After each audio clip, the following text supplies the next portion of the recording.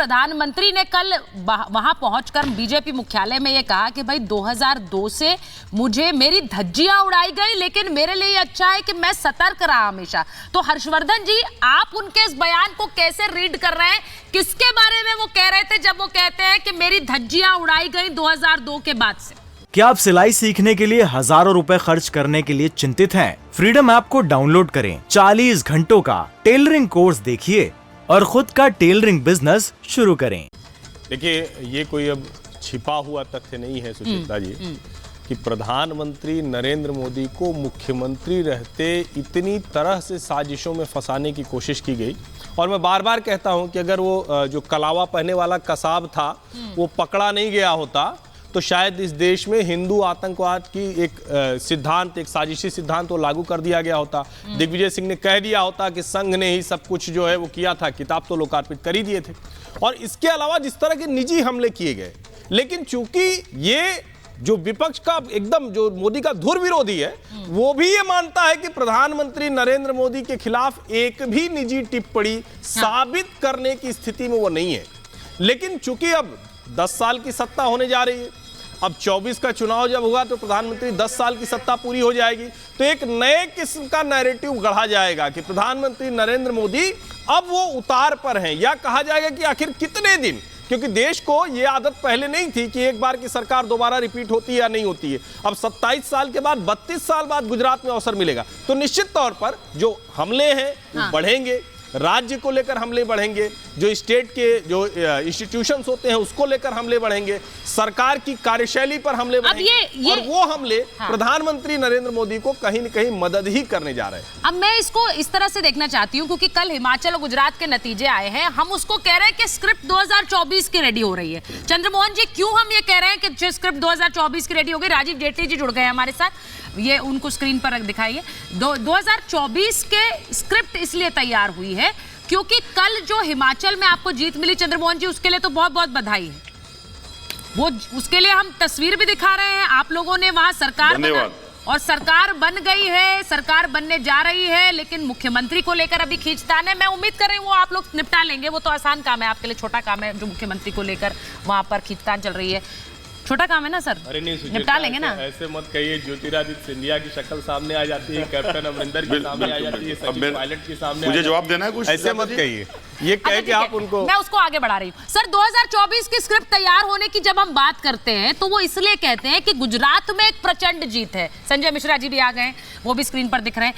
चंद्रमोहन जी, उसके साथ साथ जब हिमाचल की जीत की हम बात करते हैं तो उसमें वोट प्रतिशत, जरा वो ग्राफिक स्क्रीन पर रखिए, अब इसकी चर्चा बार बार हो रही है, यानी कि हिमाचल के 34% लोगों ने बीजेपी को वोट किया है और उतने ही लोगों ने आपको वोट किया है। अब अगर हम वो ग्राफिक दिखाएंगे महेश स्क्रीन पर तो ज्यादा बेहतर होगा कि कैसे जो वोट प्रतिशत है वो सीधे सीधे दिखा रहा है कि वो बीजेपी को भी उतने ही लोगों ने वोट किया। अब आप हंस रहे हैं, अच्छी बात है, इसको ऐसे ही लेना चाहिए, तभी आप लड़ पाएंगे आगे।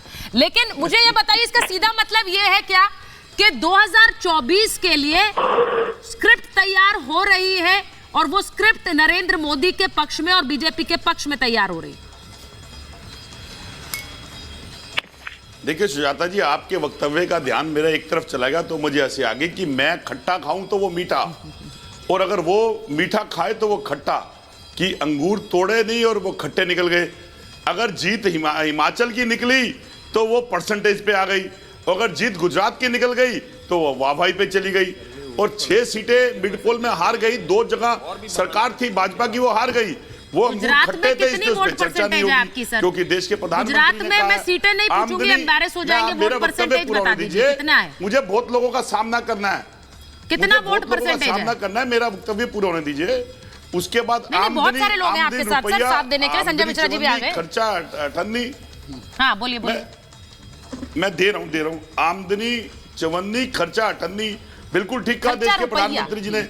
239 करोड़ रुपए का खर्चा प्रधानमंत्री जी विदेश यात्रों पे कर देते हैं, तो आमदनी तो 54 है और खर्चा 98 का कर देते हैं। तो उनको ये लगा कि कहीं विपक्ष उनसे प्रश्न ना पूछे तो वो अपने आप क्या कि उसको पर्दे के पीछे छुप जाते हैं।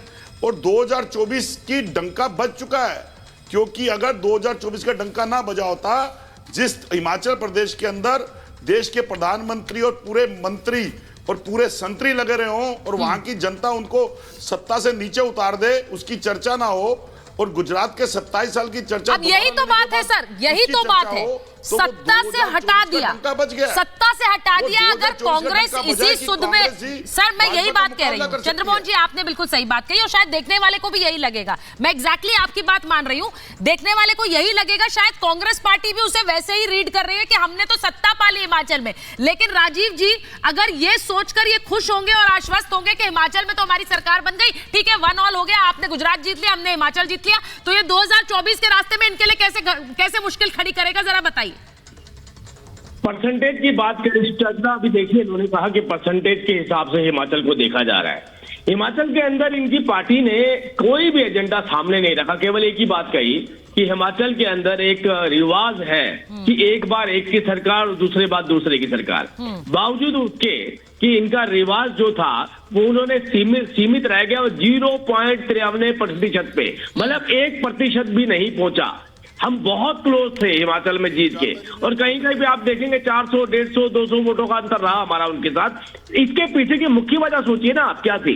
इसके पीछे की मुख्य वजह थी झूठे झुंझुने जो ओपीएस के नाम पे इन्होंने वहां दिए थे, झुंझुने जिनकी वजहों से गुजरात का कर्मचारी शिमला में जाकर प्रेस कॉन्फ्रेंस करके बता रहा था कि कांग्रेस पार्टी आपसे झूठ बोल रही है, इन्होंने मुझे राजस्थान में भी ओपीएस नहीं दिया है।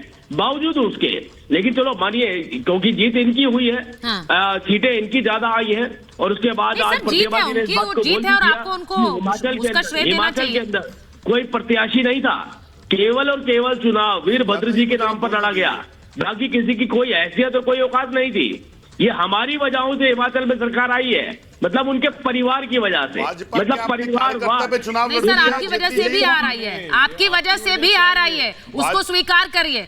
आप लोगों की वजह से भी हार आई है, आपके प्रचार में और हिमाचल में अगर प्रचार के दौरान एक यूनिटी दिखती है या फिर प्रचार में आपके एक कमी रही है, और वो किस लेवल पर रही है, वो आपकी पार्टी के लेवल पर रही है, वो आपको हर्षवर्धन जी बोलना चाह रहे हैं। हर्षवर्धन जी बोलिए। नहीं सुचिता, ये इसको कोई भी पार्टी का प्रवक्ता नहीं स्वीकार कर सकता, लेकिन ये कितनी बड़ी गड़बड़ है, और भारतीय जनता पार्टी निश्चित तौर पर कांग्रेस की जीत पर उसको पहले बधाई दे और घर जाए, लौटे अपने कार्यालय। तो पहले नरेंद्र मोदी और अमित शाह को यह सोचना चाहिए कि जहां से राष्ट्रीय अध्यक्ष आते हैं, सूचना प्रसारण मंत्री अनुराग ठाकुर आते हैं, उस राज्य में प्रधानमंत्री को अपनी प्रतिष्ठा फंसानी पड़ती, उस राज्य में बागियों की संख्या इतनी हो जाती है कि प्रधानमंत्री के अलावा वो किसी की मानते नहीं है। इससे ज्यादा क्या बुरा भारतीय जनता पार्टी अपना कर सकती है? क्या आप सिलाई सीखने के लिए हजारों रुपए खर्च करने के लिए चिंतित हैं? फ्रीडम ऐप को डाउनलोड करें, 40 घंटों का टेलरिंग कोर्स देखिए और खुद का टेलरिंग बिजनेस शुरू करें।